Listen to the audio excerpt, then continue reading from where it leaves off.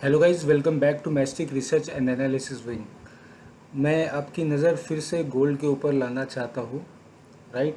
Last time हमने discuss किया था कि gold why it is going on high because जैसे कि आप सब लोगों को पता है, गोल्ड एक हेज फंड है। तो जब कभी भी मार्केट में अनसर्टेनिटी एक्सपेक्टेड होती है, तभी गोल्ड में मैक्सिमम टाइम हेवी बाइंग होती है। राइट। बट अभी सिचुएशन बहुत ज़्यादा डिफरेंट है। अब लास्ट टाइम जब हमने डिस्कस किया था तो लाइफ टाइम हाई लगभग 74,000 के आसपास गोल्ड ने बनाया था। और उसके बाद यहाँ से जब ये पर्टिकुलर लेवल पे आया तो हमने आपको कहा कि अब गोल्ड शायद रिट्रेस करेगा 68,000 के आसपास। राइट।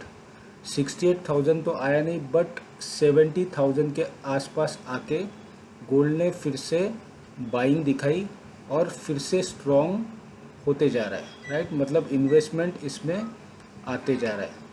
अब देखने की बात यह है कि ये जो वॉल्यूम है, आप अगर वॉल्यूम को अच्छे तरीके से देखोगे, स्टडी करोगे, तो गोल्ड में जो भी रिट्रेसमेंट आया वो रिट्रेसमेंट को बाय किया गया।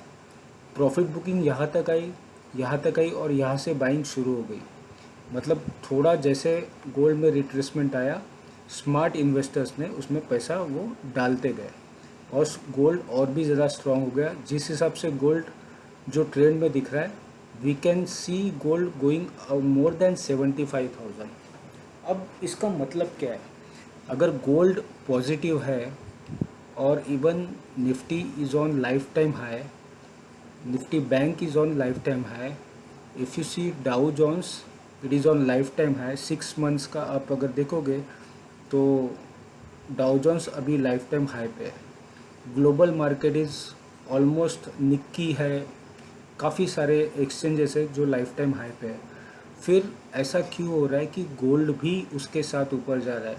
क्योंकि गोल्ड माना जाता है कि जब मार्केट में अनसर्टेनिटी आने वाली है या कोई ऐसी न्यूज़ या ऐसी कोई सिचुएशन आने वाली है, तब जो स्मार्ट इन्वेस्टर, बड़े इन्वेस्टर्स होते हैं, वो स्टॉक मार्केट से पैसा निकाल के गोल्ड में इन्वेस्ट करना शुरू करते हैं। बट इस बार सीन कुछ और है।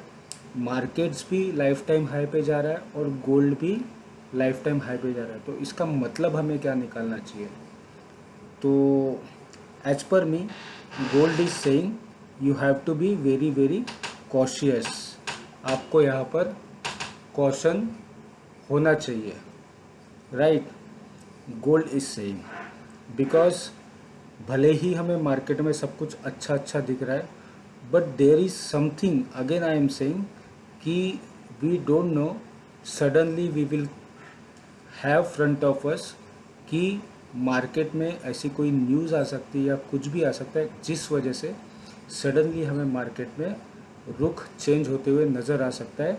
जैसे कि रिजल्ट्स है 4 जून के, हमें नहीं पता कि क्या रिजल्ट्स आएंगे, कौन सी गवर्नमेंट आएंगी, कांग्रेस आएंगी, बीजेपी आएंगी, जो भी आएगी। प्रॉब्लम वो नहीं है, प्रॉब्लम ये है कि मार्केट को चाहिए कि गवर्नमेंट स्टेबल हो, मतलब मेजॉरिटी में है।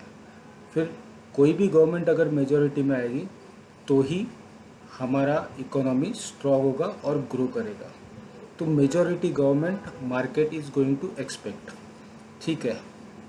So it is just a doubt कि आपको आपके इन्वेस्टमेंट्स उस समय के लिए संभाल के रखने चाहिए जब आपको मार्केट में अनसर्टन फॉल अगर आता है, तो उस समय आपको इन्वेस्टमेंट करने के लिए आपके पास कैश रिजर्व होना चाहिए।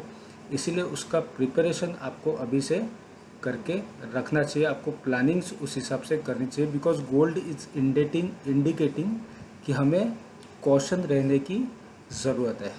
अब अगर निफ्टी को देखें तो निफ्टी पिछले जैन मतलब 5 महीने से एक पैरेलल चैनल में जा रहा है। Bottom top, bottom top, bottom top, bottom top, bottom and top and bottom.